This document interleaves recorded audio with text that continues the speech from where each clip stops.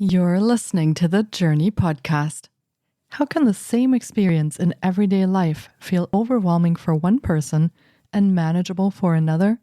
Stay tuned for today's fascinating exploration. Hi, I'm Petra Brunbauer, and with decades of experience with sadness, pain, anxiety, and stress, I finally figured out how to leave all that behind. And this podcast shows you how to break free permanently so you can reclaim your sanity and find the self-esteem and energy to go after the life you desire. With real talk about mental health, holistic healing, and the tough journey of coming out the other end. This is the Jōrni Podcast.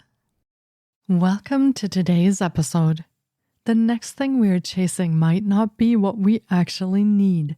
So much energy goes into getting somewhere better than where we are, and the moments we're running from might hold exactly what we've been searching for all along. Martyn Williams is a transformational teacher and coach of living an enlightened life. He is a world record-holding expedition leader and has led expeditions to Everest, the North Pole, and the South Pole. He created the first commercial airline in Antarctica and created a global youth empowerment project involving 60 million youth. He produced a primetime TV documentary, created multiple multi-million-dollar businesses, and taught meditation and enlightenment to monks in India and around the world. He lives in constant bliss, joy, love, and creativity. Let's meet Martyn Williams.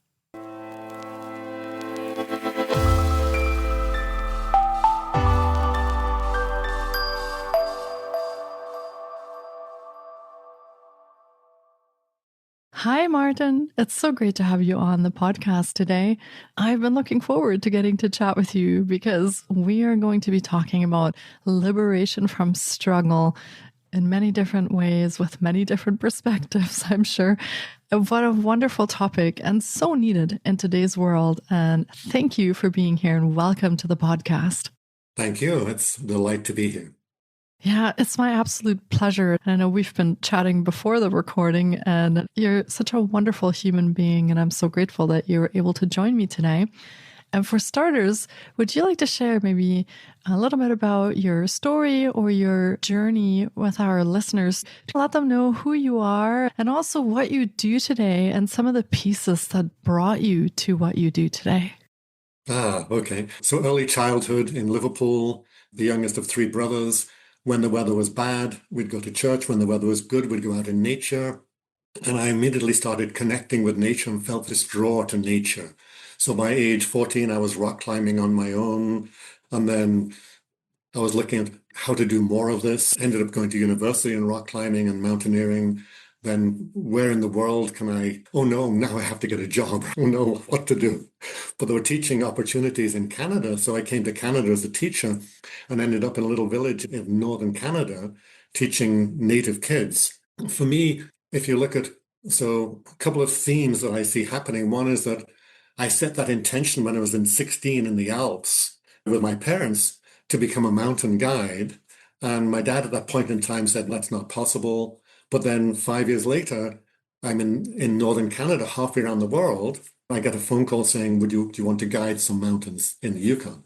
So this whole idea of intentionality is played out. I just see it playing out time after time in my life, right? Working with these native people, that just opened my eyes to my Western perception of religion, etc., where I was blown out of the water because these people, animal spirits, sweats, listening, intuitive listening, animal behavior, and their survival depends on intuition, right? As well as a hardness. And so then that path led me, I kept on following the mountaineering path and ended up then guiding people. It kept an expanding boundary. So I ended up guiding people all over the world, Everest, North Pole, South Pole. And on those expeditions, I was always following it's almost like a what's next. I get to the top of a mountain, look out and think, oh, wow, that hasn't been explored. So for some reason, I've been drawn to exploration and what is next. And so that also then led me into human performance. So I worked on courses like with the Anthony Robbins type courses about human performance. And then I was looking at what's next. And so then I met some Buddhist monks, spent time with them. And then I ended up in India studying in India, and that was a whole other level of what's next, because some of the things we were doing in India were things like, it was highly experimental. So we'd do things like, how long can we fast for? We would fast for a couple of weeks. How can we go with little sleep? How long can we go with almost zero sleep? And this was an organization, but the leader would say, let's everybody try to function without sleep and see what happens. So it was disastrous for the daily running of the organization, as you can imagine. We'd be in a finance meeting and the accountants would be falling asleep with their noses on the desk. And then fire walking, all these sorts of things. Another thing we did was we'd get up early in the morning, we'd make a circle in the sand and then sit in the middle of the circle with flames around us and typically meditate for 2 hours. And what would happen is that my mind would go into, what the heck am I doing here? But then it would also fall into states of absolute joy, right? And I realized that on many expeditions, I've been doing similar things. So, for instance, trekking to the South Pole day after day in a headwind, all I had was my mind and the landscape. And my mind could go into frustration, etc., or it could go into daydream, or it could go into just pure joy of just the beauty of the snow, the wind, the landscape, etc. So I guess what I see is that as I had these experiences, they become more and more my reality. That discernment of, oh, my mind is not helpful right now. Let me drop it. Or my mind, I guess my tolerance for bizarre situations and ease with bizarre situations increased incrementally over time, right? So now I feel like I can handle just about anything life throws at me with joy and bliss and ease. Wow, what a journey you have been on. Thank you for sharing some of that with our listeners. I feel that you have really explored really the ups and downs of being human and really the container. And I don't want to say the limits because I feel like there really aren't any, but a lot of these experiences that many people will never have on this planet. So thank you for sharing that. And as you're sharing and you're speaking about, I was looking for the next thing and the next thing, how do you, I want to say, align that with an inner peace or sort of an inner state of that contentment if we're constantly looking for that next thing, which creates a bit of almost not being able to be in the present moment because we're looking for what's next?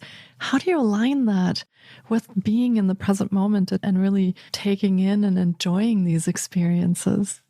That's a really good question. So let me put it this way. I've worked with billionaires, guiding billionaires, right? And what I saw there, some of them were just amazing people. Others were still driven from an early childhood situation. So they were in intense poverty. I'm going to get out of it. Now their programming is, I have to make more money to get out of the situation. Meanwhile, they're unhealthy. They have very few relationships. They're a billionaire, but all they're focused on is making the next billion. So that whole analogy of just being driven from early childhood, whether it's, I give another example, it would seem that hostage negotiators, often if you look in early childhood, they negotiated between their parents, right? So they came up with a winning formula that then they run with the rest of their lives. And this is a tendency we see just in everybody we speak with. If we look back, something happened in early childhood that sets the trend. So when we apply that then to what you're talking about, what I see is that there's pure creativity, which is just pure joy, right? And we're just creating for the sake of creating, right? And when we're using that energy, then the present moment is in the creation, right? And the thoughts come up, oh, let me just act. And that was one of the things in India that one of the masters would say there, less thought, more action. And he was saying there's so much action available we don't need thought for. And so really that's what I see is that we can create a lot of so the act of creation can create a lot of mental mind noise, but a lot of it actually we don't need. A lot of it is psychological mind noise about what will this person say? How do I say this? How do I frame this so it's not, etc., etc. So often the mind is full of stuff that is actually not really helpful for us. And it's how do we discern which is helpful, which is not helpful. It's interesting that you say that, and especially about action as well, because I'm curious on how that comes together for when we talk about stillness. You and I spoke about this before as well, is that there is a bit of, I feel, consciousness that we tap into when we come into stillness that's not available when a lot of that other noise is going on in our lives. But how do we marry up coming into stillness and at the same time taking action on things? Have you found your experiences? You've taken a lot of action. You've done a lot of expeditions, discoveries, exploration. And how do you combine that with also having stillness to actually make space for all of these things that you're experiencing and being an action person at the same time? Okay, I'll give you an analogy. Say, for instance, we're in a car crash and our programming is typically, oh, this is a dangerous situation. It's a fearful situation. We react react in one way, right? It's often unhelpful. We'll be yelling at the other person. We'll be berating the kids, all that sort of stuff, right? But when we're truly present and just present and calm, then we see the whole situation clearly. We see that there's no more danger around. We're perfectly safe. That the other driver is upset, so let me help them. The kids are upset, so let me help them. When we're super calm, our perception increases of the situation and our ability. So one way to look at it is when we're following an unconscious program, we have one default, which is I'm going to yell at the kids, right? When we're calm, the defaults, we have multiple options. I can be calm, I can be directive, I can be forceful with the other driver who's not giving me their driver's license.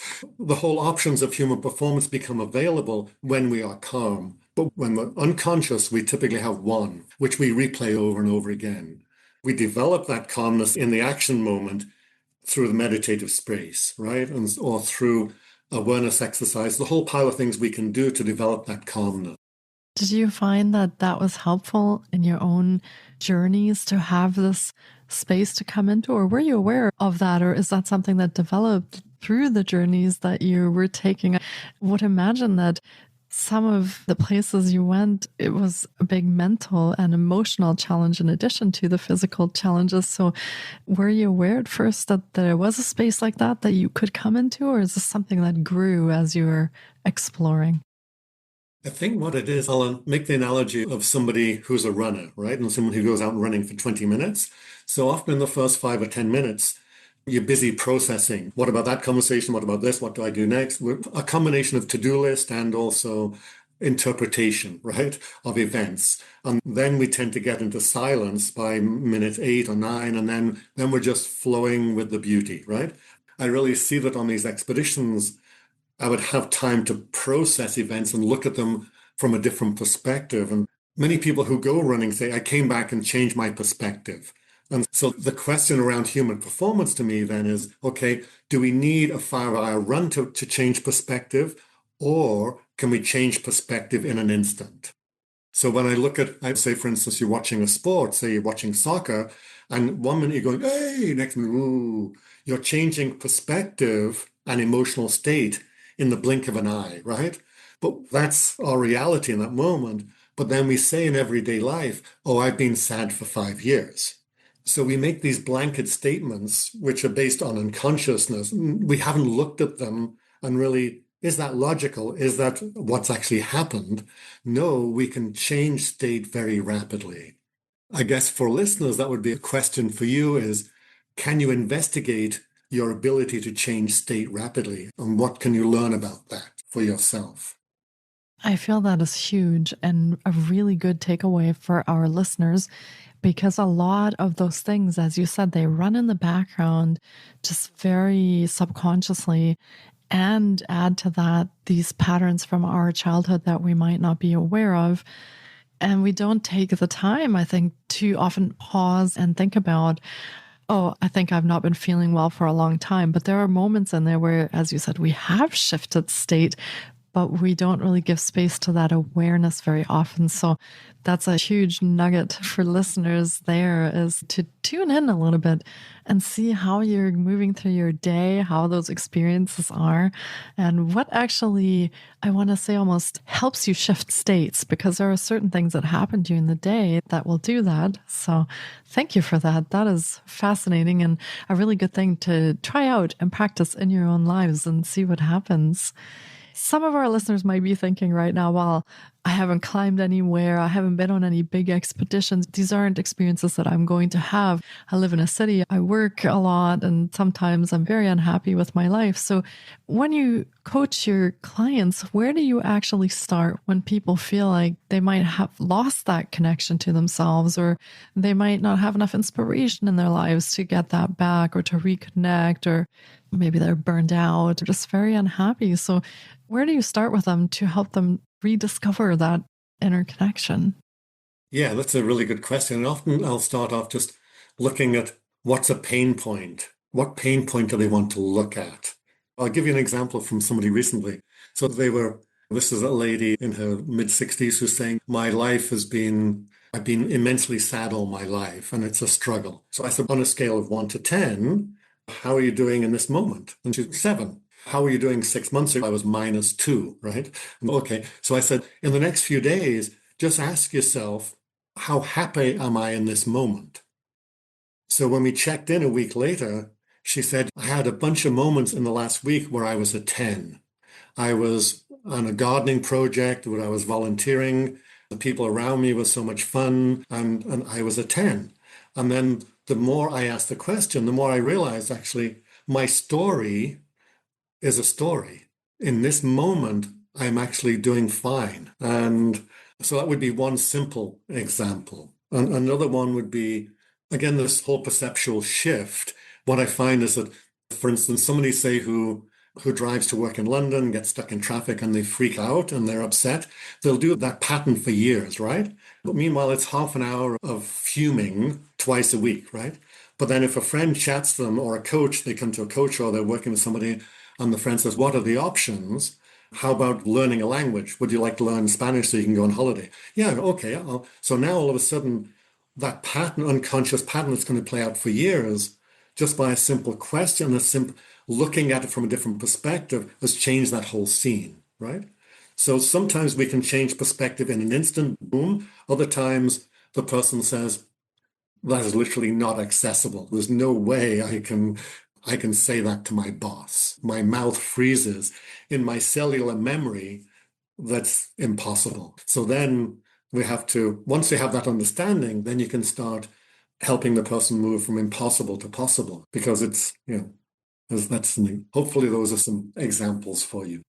Yeah, I feel by what you're saying that a lot of the limits that we experience or the challenges we experience maybe are things that we're unconsciously following that might not even be our own beliefs or own ideas, maybe picked up from our caregivers when we were younger, or beliefs that certainly, especially around money, as you were saying, billionaires having that drive to just keep producing because they came out of poverty.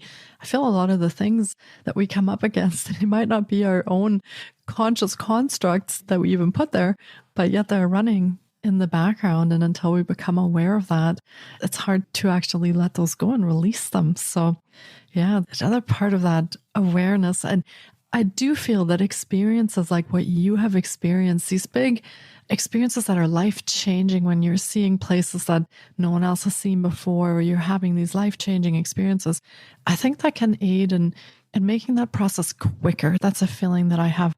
I don't know if that's true or not, or if you've experienced that, but I feel like that accelerates our growth when we have these kind of experiences. Yes, I agree totally. And I can give you a couple of examples. Spending time with Inuit and Canadian North, they're living what we would describe as horrific environments, right? And yet they're some of the happiest people in the world. And then with Sherpas in Nepal living at 16,000 feet in an alpine environment, and again, very happy people. Then I come back into a city and I'm working with very wealthy people whose level of happiness is way lower. So it's like it's the construct that we live in, that we've constructed but we can also deconstruct and we can totally rebuild it in a different way. But certainly for me, I really see that those experiences helped me develop that ability to shift rapidly in a new situation. Yeah, that makes a lot of sense. I feel that is part of what supports our growth and our awareness of that. Yeah, that makes a lot of sense. Yes, one thought that every time we stretch, we never come back quite to the same shape. So every time we take a risk, we expand our capabilities. Yeah, absolutely. Yeah, wow. And you're touching on happiness there, which is obviously, as we can tell from your examples, not related to just financial wealth, even though that might be the belief for a lot of people, but that alone doesn't do it. I would like to ask you a bit about happiness because it's one of those things that some people spend a lot of their lifetime chasing happiness. Some never find it, and some get disappointed when they find it. And yet there's also the idea of non-attachment, especially when we talk a lot about this more spirituality, not having that expectation of anything. And that's what gives us happiness. So what have you found on your travels, on your journeys? Where does happiness fit in? And maybe even if we talk about more Indian perceptions, maybe bliss, also one of those things. But how does that all come together? Yeah, my version of it is that really when we're relaxed and creative, then we create what we need or what we want. But when there's a lot of mind noise, typically the mind noise it has two extremes in it, which then clash and make us impotent, basically. So typically we have a goal. I want to have a new car. I want to lie on the beach, and they conflict, right? And so we spend all this activity in this mind noise, but nothing actually happens, nor is there any aspect of manifestation. So what I see is though, the more we quieten the mind, then we can literally manifest. So in India, this may sound bizarre to people, but I saw all sorts of manifestations happening. I saw people who changed the weather. Yeah. And on film with 60 people watching. And it happened a few times. I saw all sorts of wild manifestations. But they came from a place of intense calm and intense ease.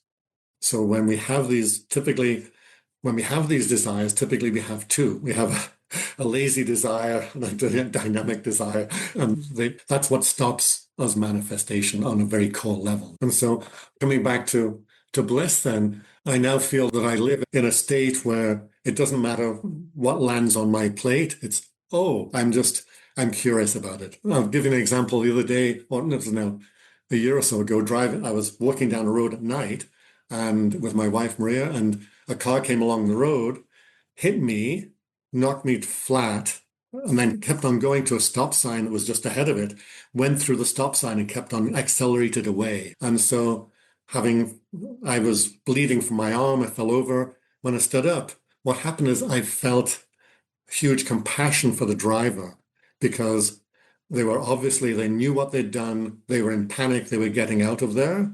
And my automatic response was not blame or frustration. It was just compassion. And I'm the observer of my emotions, right? I'm going, oh, that's nice. What a nice response.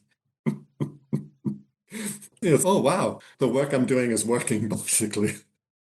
Wow. Yeah, absolutely. Because I think most of us would have really gotten very angry and upset and just, why did this just happen? How could this person not stop? Really seeing that shift in how you're responding to a situation versus just being really reactive to everything that's happening. Yeah. Yeah. I didn't have to work at it. It just flowed out. And then I was the observer of me, of this expression. Oh, wow. I like that.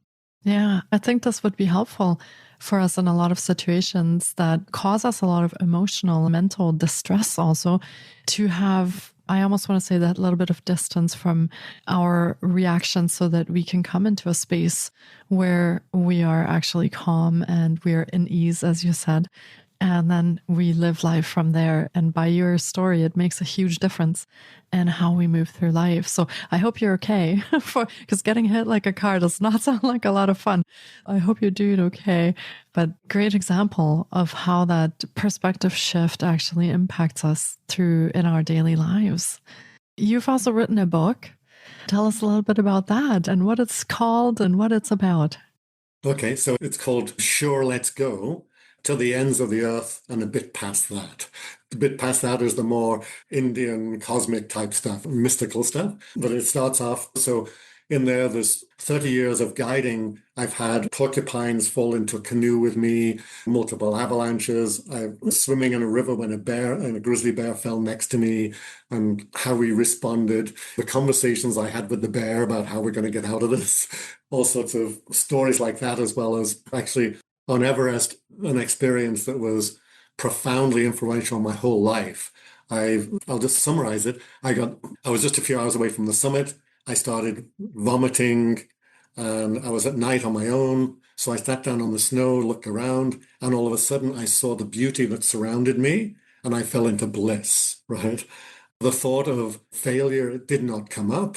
Somehow or other, in that moment, I fell into joy. And then that then became the quest of, if that's possible in this moment, how can I access that in more moments? But also we go to the North Pole with dog teams, was fall through the ice with the dog team at minus 40, lots of wild stories.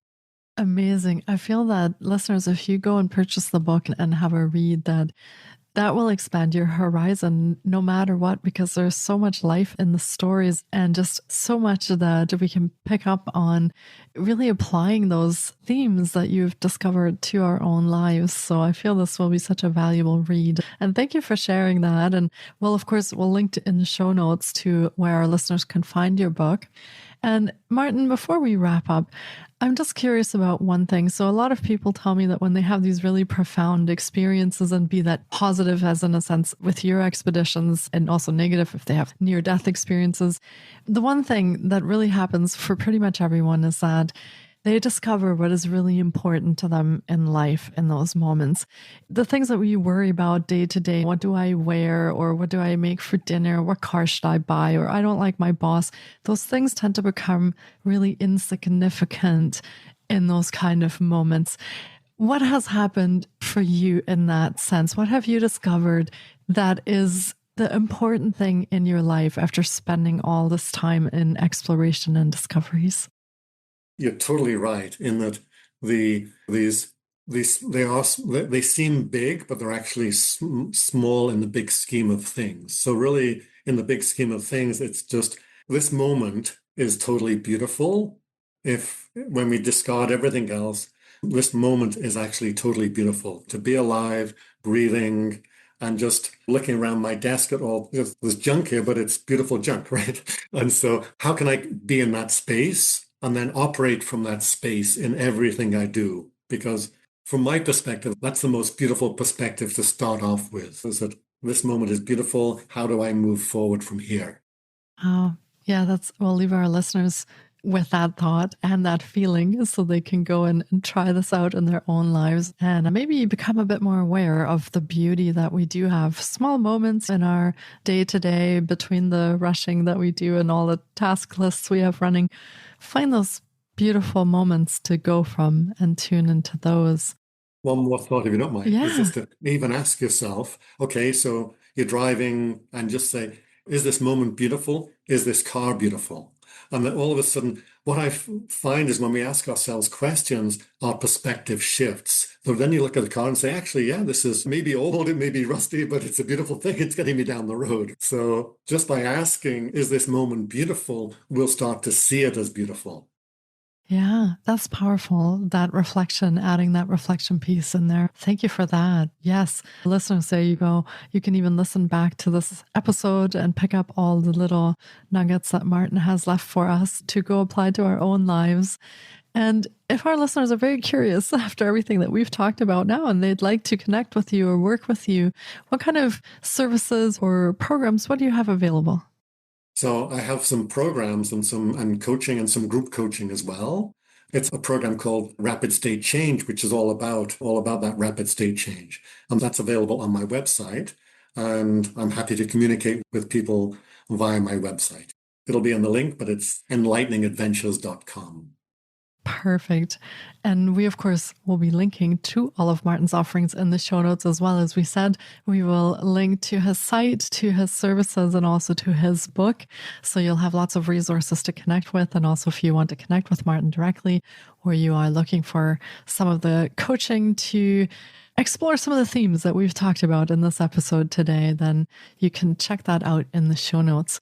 And Martyn, I just want to thank you so much for being here today and sharing your wonderful journey and your wisdom with myself and our listeners. I feel like I've had a whole new perspective shift doing this episode, and I hope our listeners feel the same way. Thank you for being here and for taking the time to join me today. Okay, thank you. I'm really enjoying who you show up as well, so thanks. Thank you. That is so kind of you. Yeah, I wish you well and good recovery from the car accident and all good things going forward. And thank you for being here. Thanks for tuning in, everyone. We appreciate you, and stay well, and we will hear you in the next episode. Thank you so much for taking time out of your day to listen in. If you enjoy the Jōrni Podcast, please support us by subscribing, sharing on social media, and leaving us a review. We appreciate you. And you can find more of The Jōrni on Facebook, Instagram, TikTok, and our website, thejōrni.com. Sending you love and courage, and see you next time.